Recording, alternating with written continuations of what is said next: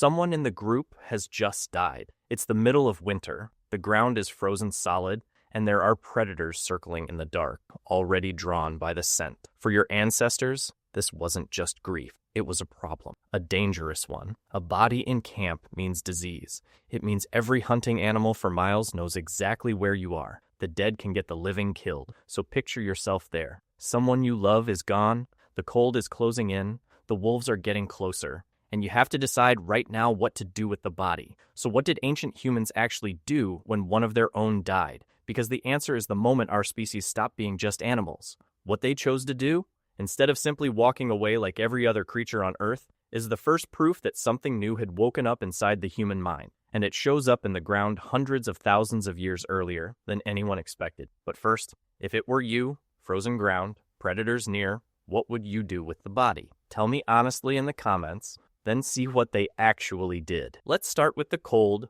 practical truth, because this is where it begins.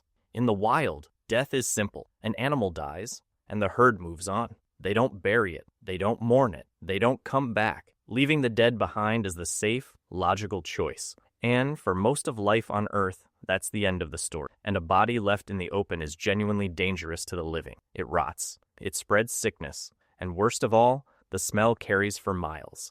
A dinner bell for every predator in the area, telling them exactly where a group of soft, slow humans is sleeping. By every rule of survival, ancient humans should have done what every animal does: abandon the dead and run. But at some point, they stopped running. And the reason why changes everything we think about. The first solution was the obvious one: get the body away from the living. Long before anything we'd call a burial, the earliest humans were already dealing with their dead in deliberate ways, moving bodies out of the living space, away from where people ate and slept. It was practical. It kept the predators and the sickness at a distance.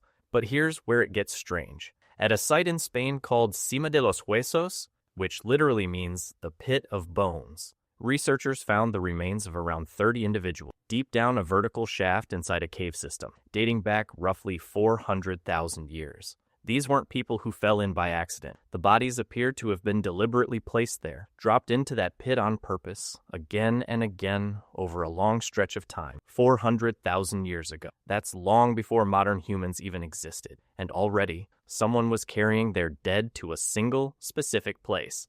Not just dumping them, but choosing where they went. That's not instinct. That's the very first flicker of an idea, that the dead should be handled, not just left behind. Then comes the discovery that genuinely stunned archaeologists, because it wasn't even our own species. In a cave called Shanidar, in the mountains of Iraq, researchers uncovered the remains of Neanderthals, our close cousins, the ones we're always told were dumb brutes. And what they found around one of those bodies changed the story completely. Concentrated in the soil around the grave were clumps of ancient pollen from flowers. For decades, this fueled a stunning idea that Neanderthals had laid their dead to rest on a bed of flowers. Now, scientists still argue about that pollen. Some think burrowing animals brought the flowers in, not grieving Neanderthals. That debate is real, and honest channels admit it. But here's what isn't in doubt. At Shanidar, Neanderthals were deliberately placing their dead in the same spot, returning to it, treating it as a place that mattered. The supposedly primitive Neanderthal was burying its dead with apparent care, possibly tens of thousands of years before our own ancestors are clearly doing the same. The brutes, it turns out, grieved. Quick one for the comments. Flowers on a Neanderthal grave, real ritual or just an accident of nature? What's your verdict? And then there's the discovery that breaks the timeline entirely. Care for the dead from a creature with a brain a third the size of ours. Deep inside a cave system in South Africa called Rising Star, explorers crawled through passages barely wide enough for a human body and found a chamber filled with the bones of a species called Homo naledi, a small-brained, ancient human relative. The bones were down a route so difficult, so deep, and so dark that there's no easy way they got there by accident. Some researchers argue the only real explanation is that Homo naledi was deliberately carrying its dead into that chamber and leaving them there. Think about what that means. A creature with a brain barely bigger than a chimpanzee's, navigating pitch-black tunnels, possibly carrying fire to sea, to lay its dead to rest in a hidden place. If that's true, The urge to honor the dead isn't something that came with big brains and civilization. It's far older and far deeper than we ever imagined. We're not certain. The claim is still fiercely debated, but the bones are real, and they are in a place that is very, very hard to explain any other way. So, what was actually happening inside their heads? This is the part that makes us human. To bury someone, you have to do something no other animal on Earth can do. You have to understand that you too will die. You have to look at a still, cold body and grasp that this is permanent, and that one day it will be you. That single, terrible thought is one of the heaviest things a mind can carry. And the moment an ancestor truly understood it, everything changed. Because once you know death is coming for everyone, you start asking the questions that built every religion, every myth, every cave painting, every story told around a fire. Where did they go? Will I see them again? Is this all there is? Burial isn't just hygiene. It's the physical fingerprint of a mind that had started to wonder about things it could not see. The grave is where biology ends and humanity begins.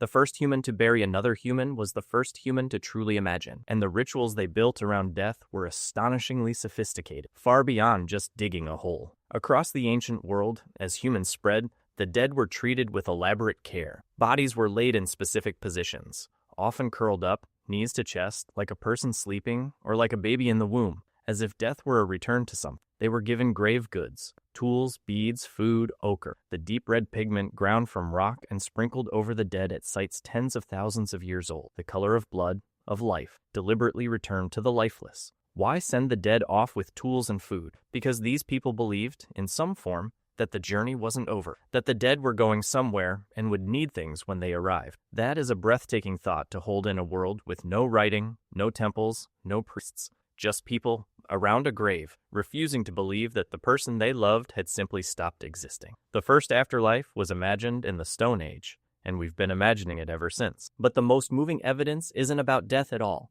It's about how they treated the living who were dying, and it's hiding in their bones. Back at Shanidar, one of the Neanderthal skeletons tells an incredible story. This was an individual who had survived for years with devastating injury. A withered arm, a damaged leg, likely blind in one eye. In the wild, an animal this disabled dies in days.